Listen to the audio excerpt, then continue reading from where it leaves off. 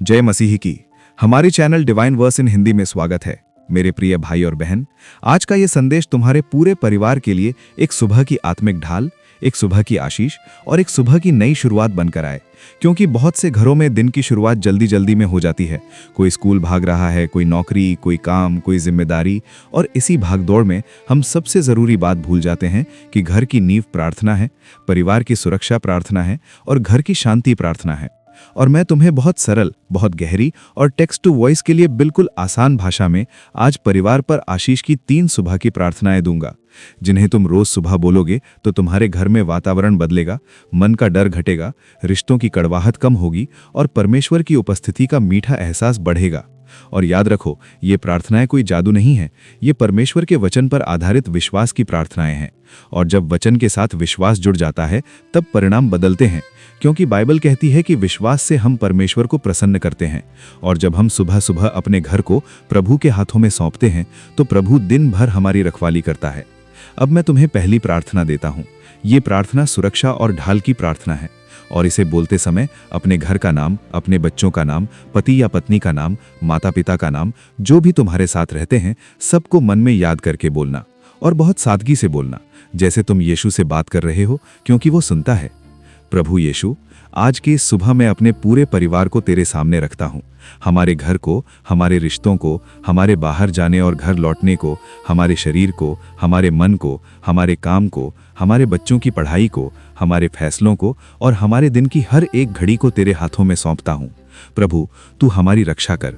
तू हमें हर बुरी नज़र से, हर दुर्घटना से, हर अनहोनी से, हर बीमारी से, हर झगड़े से, हर गलत संगति से, हर गलत विचार से और हर उस योजना से बचा जो शत्रु हमारे खिलाफ बनाता है।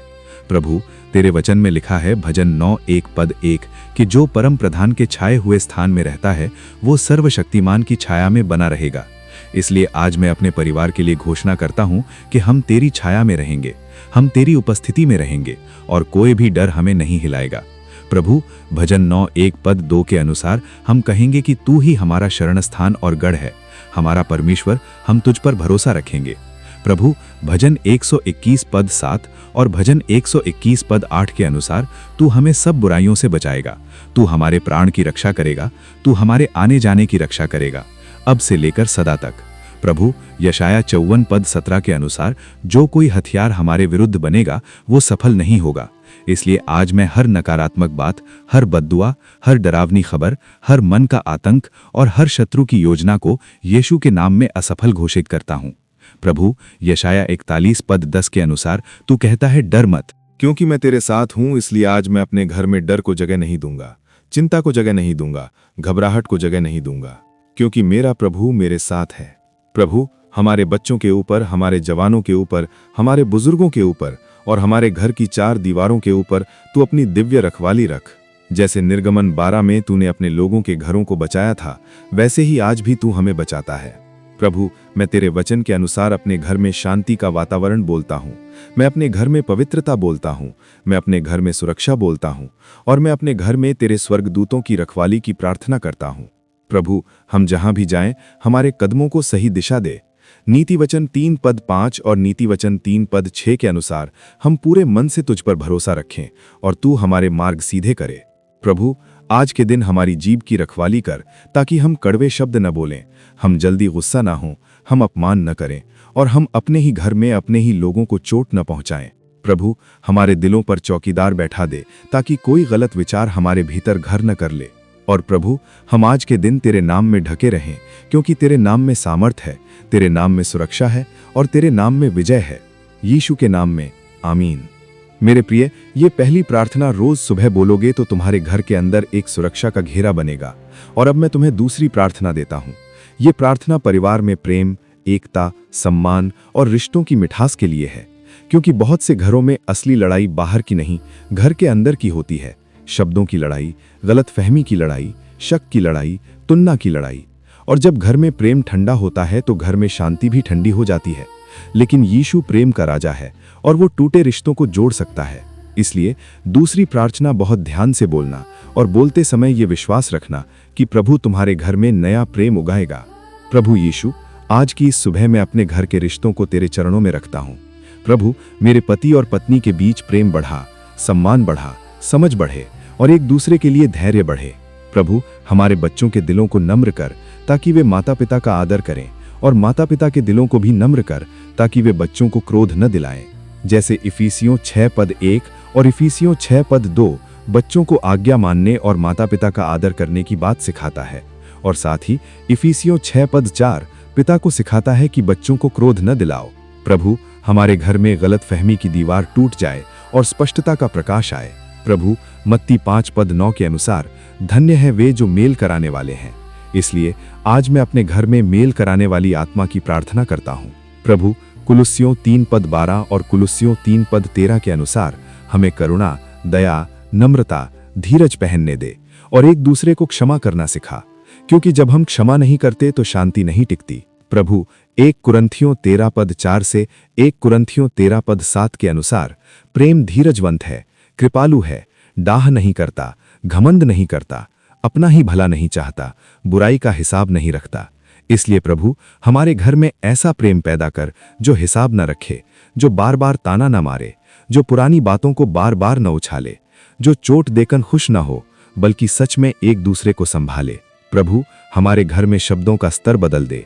जहां पहले कटु शब्द थे वहां मीठे शब्द आ जाएं। जहां पहले चिल्लाहट थी वहां नम्रता आ जाए। जहां पहले तिरस्कार था वहां सम्मान आ जाए। प्रभु, नीति वचन 5 पद 9 के अनुसार कोमल उत्तर से क्रोध शांत होता है। इसलिए हमारे मुंह में कोमलता दे ताकि हम आग न बढ़ाएं, शांति बढ़ाएं। प्रभु, भजन 133 पद 1 के अनुसार भाइयों का मेल से रहना कितना भला और मनोहर है। इसलिए आज मैं अपने घर में एकता की आशीष बोलता हूँ। प्रभु, घर में जो भी टूटन है, जो भी अलगाव है, जो भी दूरी है, जो भी अनकही बात है, उसे तेरे प्रेम से भर दे। प्रभु, हमारे घर में ईर्ष्या की जड़ टूट जाए, तुलना की जड़ टूट जाए, शक की जड़ टूट जाए और भरोसे की नींव मजबूत हो। प्रभु, याकूब 1 पद 19 के अनुसार हमें जल्दी सुनने वाला, धीरे बोलने वाला और क्रोध करने में धीमा बना। प्रभु, हमारे घर में तू अपना फल बढ़ा। गलातियों 5 पद 22 और गलातियों 5 पद 23 के अनुसार प्रेम, आनंद, मेल, धीरज, कृपा, भलाई, विश्वास, नम्रता और संयम का फल हमारे व्यवहार में दिखाई दे। प्रभु, हमारे घर के बड़े बुजुर्गों को सम्मान मिले और छोटे बच्चों को सुरक्षा मिले। प्रभु, जो लोग हमारे परिवार से दूर हैं, जो रिश्तेदार दूर हैं, जो भाई बहन दूर हैं, उन सब के साथ भी रिश्तों में शांति और प्रेम बनाए रख। प्रभु, हमारे घर में सुबह की शुरुआत तुझसे हो और दिन का अंत भी तुझसे हो, ताकि हमारे रिश्ते तेरे केंद्र में रहें। प्रभु, मैं अपने परिवार के हर सदस्य पर तेरे प्रेम की छाया की प्रार्थना करता हूँ और घोषणा करता हूँ कि हमारा घर प्रेम का घर बनेगा, शांति का घर बनेगा और सम्मान का घर बनेगा। यीशु के नाम में, आमीन। मेरे प्रिय, ये दूसरी प्रार्थना तुम्हारे घर में वातावरण बदल देगी, क्योंकि जब घर में प्रेम बढ़ता है तो घर में आशीष टिकती है। और अब मैं तुम्हें तीसरी प्रार्थना देता हूँ। ये प्रार्थना परमेश्वर की दया, प्रावधान, बुद्धि, सफलता और भविष्य की सुरक्षा के लिए है, क्योंकि बहुत से परिवार सुबह उठते ही आर्थिक चिंता में चले जाते हैं। कोई कहता है खर्च बहुत है, कोई कहता है कमाई कम है, कोई कहता है कर्ज है, कोई कहता है नौकरी का डर है, कोई कहता है बच्चों की फीस का डर है। और इस चिंता में लोग चिड़चिड़े हो जाते हैं, झगड़े बढ़ जाते हैं और शांति घट जाती है। लेकिन परमेश्वर वही प्रभु है जो रोटी भी देता है, रास्ता भी देता है और बुद्धि भी देता है। इसलिए तीसरी प्रार्थना ये है, इसे बहुत विश्वास से बोलना। प्रभु यीशु, आज की इस सुबह मैं अपने परिवार की सभी ज़रूरतें तेरे सामने रखता हूँ। प्रभु, तू हमारा पिता है और तू हमारी परवाह करता है। मत्ती 6 पद 31 और मत्ती 6 पद 32 के अनुसार तू जानता है कि हमें क्या क्या चाहिए। इसलिए प्रभु, मुझे चिंता में डूबने न दे, बल्कि विश्वास में खड़ा कर। प्रभु, मत्ती 6 पद 33 के अनुसार मैं पहले तेरे राज्य और तेरी धार्मिकता को खोजूंगा और बाकी सब वस्तुएं तू हमें दे देगा। इसलिए आज मैं अपने घर के लिए तेरे राज्य की प्राथमिकता बोलता हूँ। प्रभु, हमारे काम में, व्यापार में, नौकरी में, पढ़ाई में और मेहनत में तू आशीष दे, ताकि हम ईमानदारी से कमाएं और शांति से खाएं। प्रभु, व्यवस्था विवरण 28 पद 12 के अनुसार तू कहता है कि तू हमें आशीष देगा और हमारे हाथ के हर काम में उन्नति देगा। इसलिए आज मैं अपने परिवार के हाथों पर आशीष बोलता हूँ, हमारी मेहनत पर आशीष बोलता हूँ, हमारे फैसलों पर आशीष बोलता हूँ और हमारी योजनाओं पर तेरी बुद्धि की प्रार्थना करता हूँ। प्रभु, याकूब 1 पद 5 के अनुसार यदि किसी को बुद्धि की घटी हो तो वो परमेश्वर से मांगे, जो उदारता से देता है। इसलिए प्रभु, मुझे और मेरे परिवार को बुद्धि दे ताकि हम गलत कदम न उठाएं, गलत निवेश न करें, गलत लोगों पर भरोसा न करें और जल्दबाजी में निर्णय न लें। प्रभु, मत्ती 6 पद 1 के अनुसार प्रभु मेरा चरवाहा है, मुझे घटी न होगी। इसलिए मैं अपने घर में घोषणा करता हूं कि हमारे घर में घटी न होगी, परमेश्वर हमारी जरूरतें पूरी करेगा। प्रभु, फिलिप्पियों 4 पद 19 के अनुसार मेरा परमेश्वर अपनी महिमा की धन संपदा के अनुसार मसीह यीशु में तुम्हारी हर एक घटी पूरी करेगा। इसलिए प्रभु, मैं अपने बच्चों की पढ़ाई के लिए, घर के खर्च के लिए, दवाइयों के लिए, किराए के लिए, बिलों के लिए और भविष्य की योजनाओं के लिए तेरी सहायता की प्रार्थना करता हूँ। प्रभु, हमारे घर में अनावश्यक खर्चों पर संयम दे और सही प्राथमिकताएं दे। प्रभु, कर्ज के बोझ से जो दबाव आता है उसे तू कम कर और हमें सही रास्ता दिखा ताकि हम धीरे धीरे स्वतंत्र हो सकें।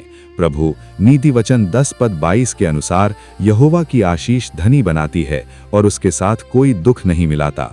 इसलिए प्रभु, मैं ऐसी आशीष मांगता हूँ जो शांति के साथ आए, जो ईमानदारी के साथ आए, जो घर में झगड़े न बढ़ाए बल्कि घर में धन्यवाद बढ़ाए।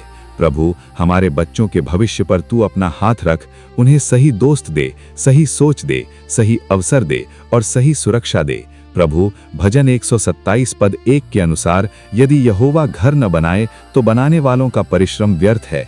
इसलिए प्रभु, तू हमारे घर को बना, तू हमारी योजनाओं को मार्ग दे, तू हमारे भविष्य को संभाल।